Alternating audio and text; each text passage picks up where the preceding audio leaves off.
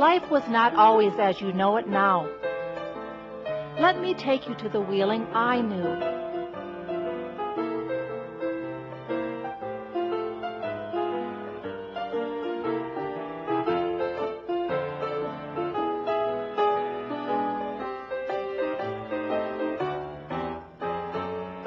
My house was right on Milwaukee Avenue near Dundee Road. My neighbors lived in what you now know as downtown Wheeling.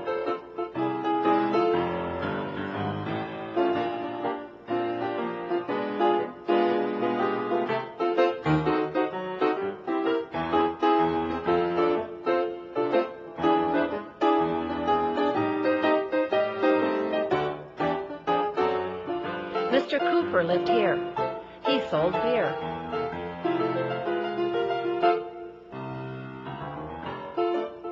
Mrs. Vanderweger took in laundry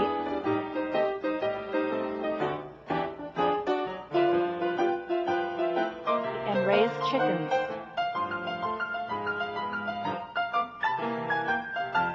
Mr. Hodges was a carpenter.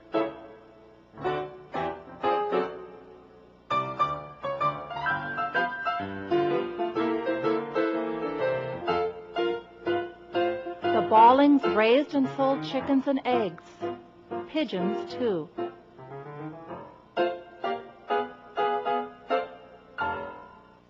When I was just a little girl, before I could go to school, we had one wood-burning stove to heat the whole house. It was in the kitchen. My room was upstairs. I used to take a hot iron that my mother used to press clothes and wrap it in a towel in order to stay warm under my bed covers. A glass of water at the side of my bed would be frozen by morning. Hot water did not come out of the faucets. It came from a pump. We had to warm it in order to wash in the morning, or else use just icy cold water.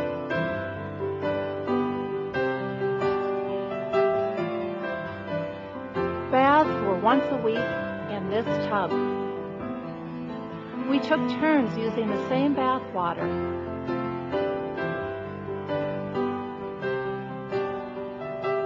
I had 2 dresses. Deciding what to wear didn't take much time. No walk-in closets were needed. Mom did all our shopping from the Sears catalog.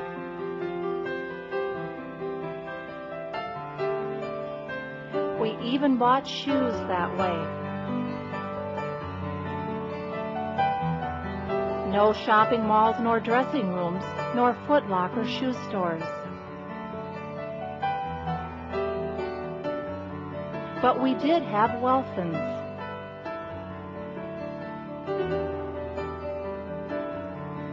When I finally got to go to school, it was a 2-room schoolhouse. 1st through 4th grades were downstairs. 5th through 8th grades were upstairs.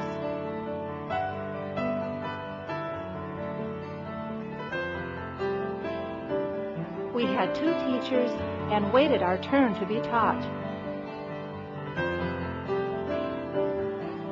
Each class had about 12 children in it. We had no gymnasium, nor multi-purpose room, nor cafeteria.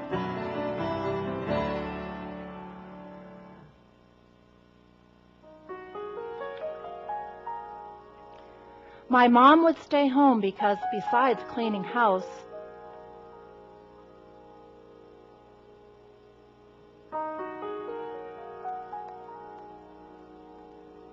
washing clothes and cooking,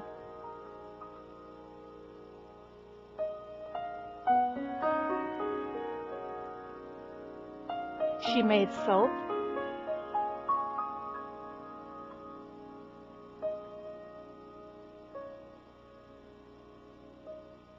churned butter,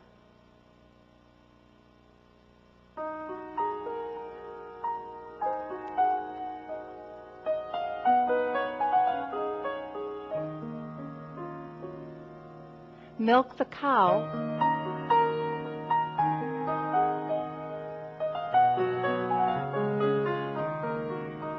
and tended the vegetable garden out back of the house.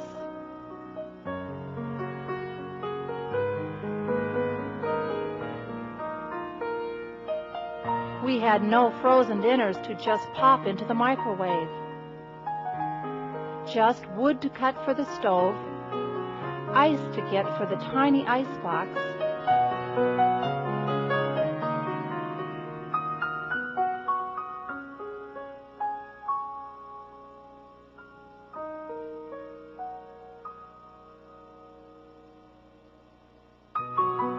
eggs and vegetables to gather in from the farm and put into jars for the winter. My mother would can between 500 to 600 quarts of fruit and vegetables, 10 gallons of sauerkraut, and many jars of jelly.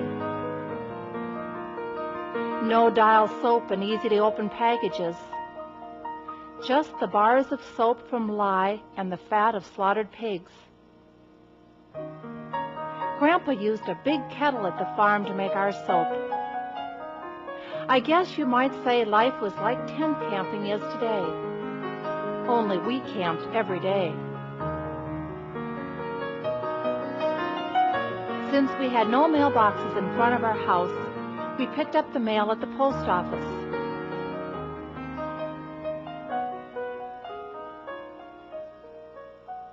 My big brother met the train at the railroad station, down where your aquatic center is now.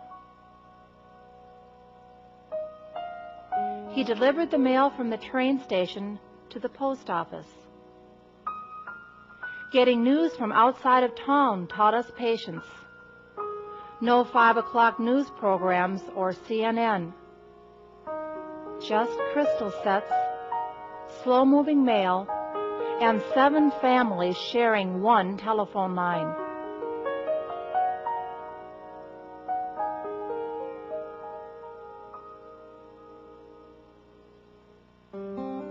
We spent our weekends helping Grandma and Grandpa at the farm just outside of downtown Wheeling. You call it Chelsea Cove, Meadowbrook, and Dunhurst.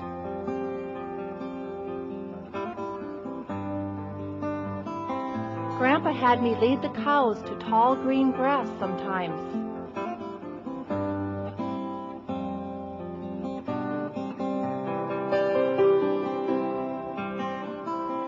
Sometimes I'd help him with the milking. That had to be done twice a day, even on Saturday and Sunday.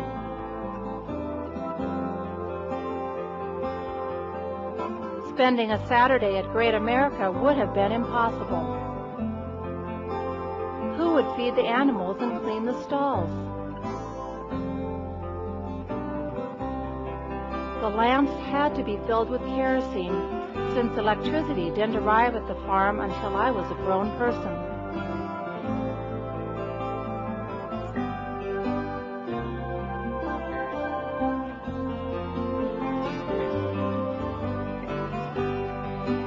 These are some of the machines Grandpa and Daddy used to work the land. We sometimes sold the crops at a roadside stand. Some children sold wild violets picked at the shore of the Des Plaines River. In a free hour now and again, we got to swim and fish in the river, and to have picnics at Dam Number 1.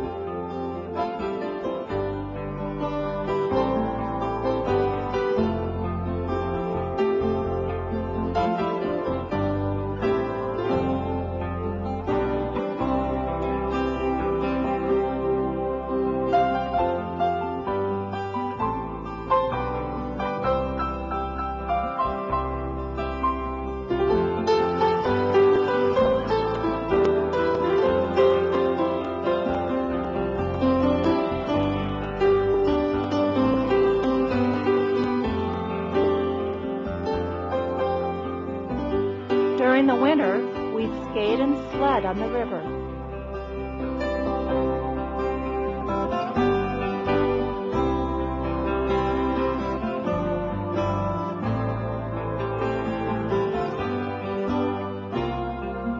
Wheeling always had a baseball team.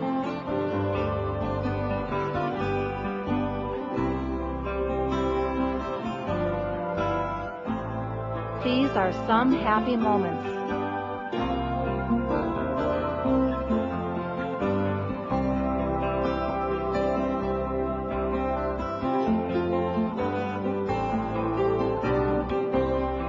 Here is what Milwaukee Avenue looks like during the winter.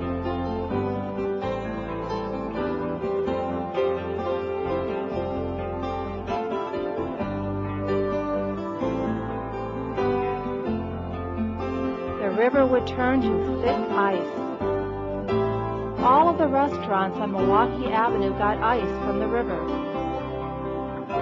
They chopped out large blocks and stored it in the ice houses behind their eating places. These ice houses were insulated with sawdust to keep the inside cold all summer. That's where the meats were kept cold. Smoked hams and bacon could be stored in our cellars. Remember, no electricity, no refrigeration or freezers.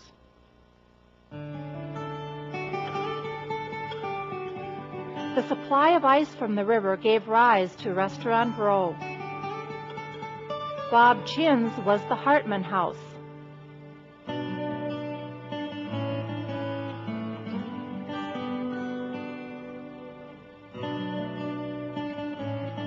Le Francais was Muller's Idle Hour, then Borchard's restaurant.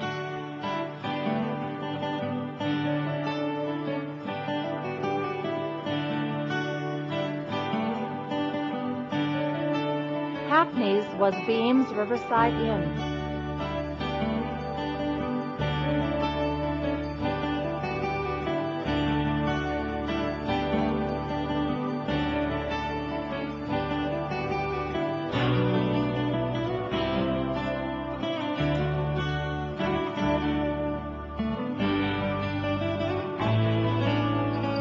The Union Hotel and the Chicago House had rooms to rent for the many travelers who came through our town.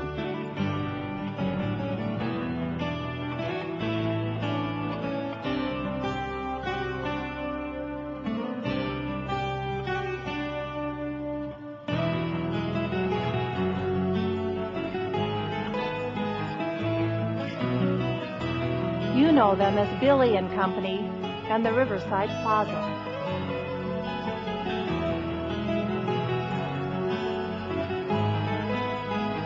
This ice cream parlor sat right in the middle of downtown Wheeling.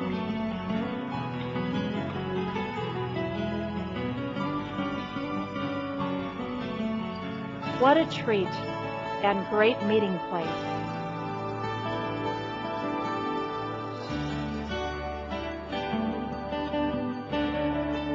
Lots of people from Chicago traveled Milwaukee Avenue to go to the city of Milwaukee and the lakes for picnics and swimming.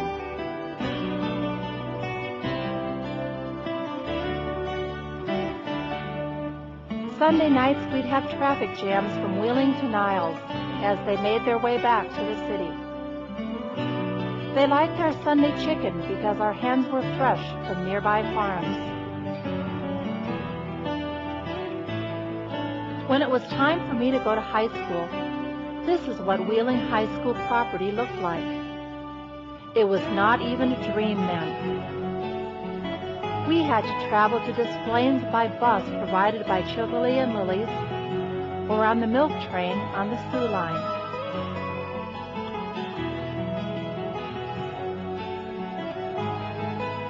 Your trip to Wheeling in my day through the pages of my album would not be complete without a visit to Childerley.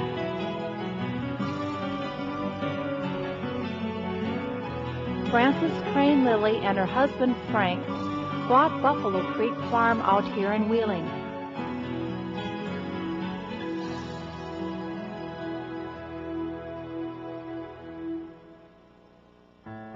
The Lillys were biochemists at the University of Chicago.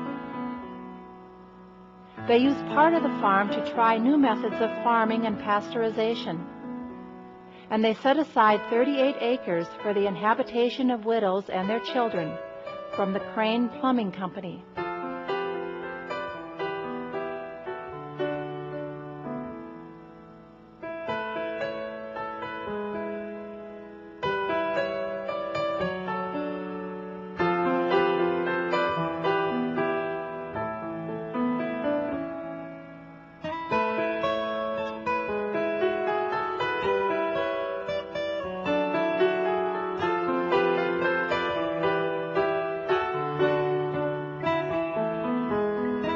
They were given a cottage to live in.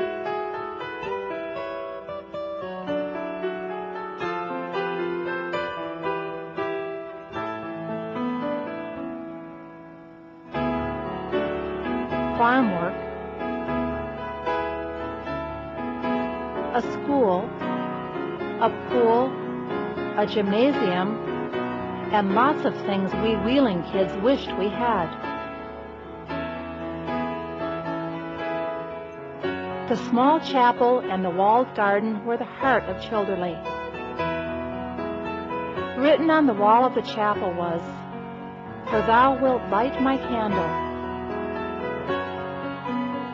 Mrs. Lilly spent many hours in the garden in prayer and study, and many hours caring for the children.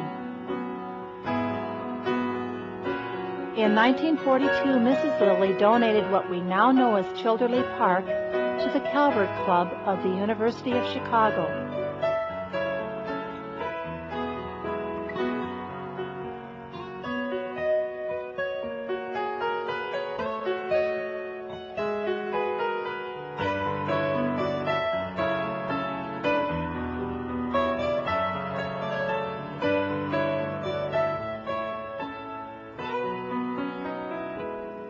Anne sold 32 acres to the Servite Sisters for the Adelorada Villa Nursing Home.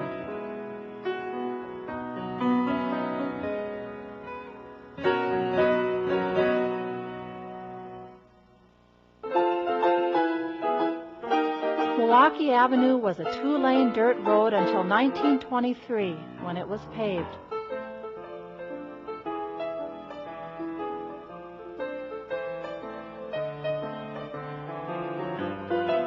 The whole town celebrated with a dance, and a queen was crowned.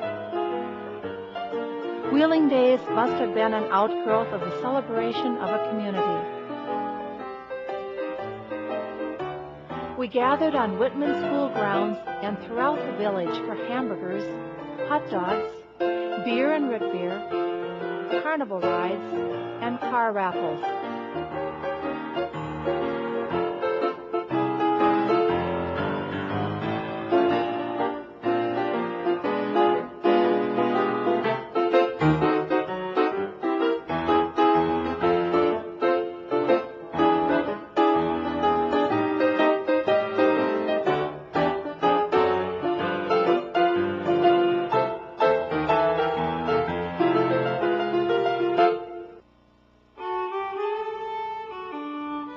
As more people bought cars and cars moved faster, Wheeling farmers sold their land to developers and houses were built.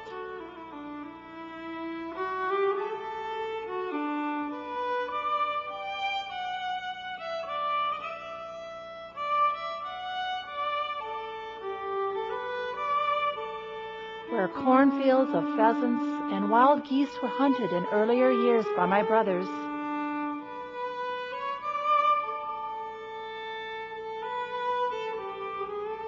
homes sprouted. People left the city.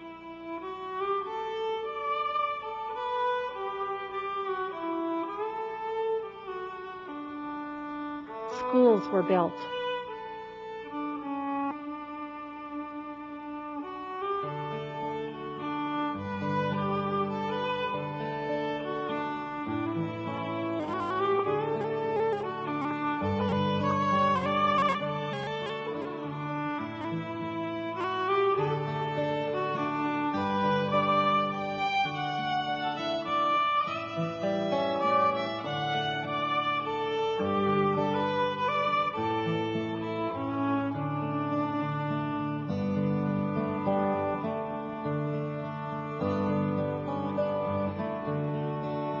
The good old days are gone now.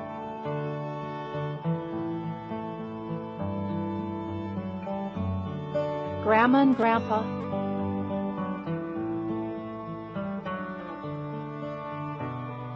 my mother and father lay in the cemetery across from McDonald's.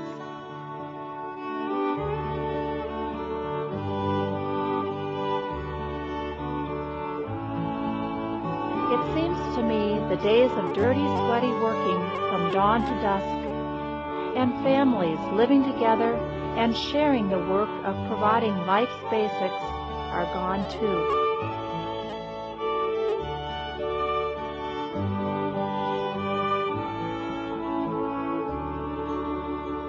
Few families experienced the joys we knew. Friends and family joined together to thrash the hay, build the barn, move a house, build a bridge over the river. Oh, we've come a long way with housing.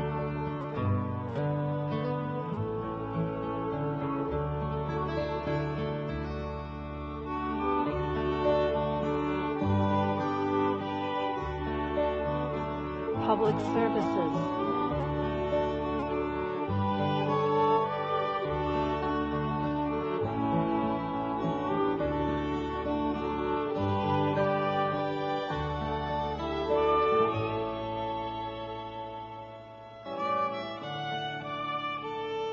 Government.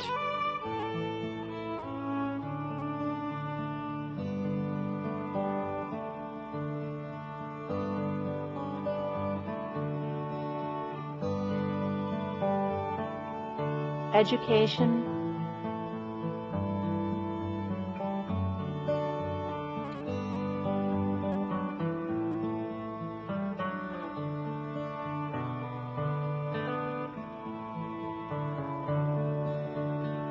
And business.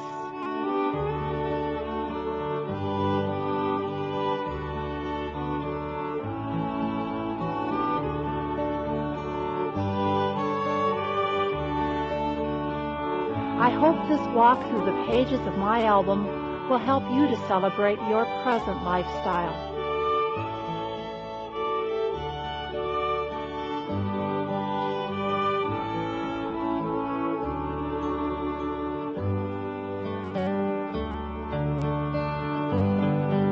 I've shared my memories of yesterday so that you can celebrate today and all of your tomorrows.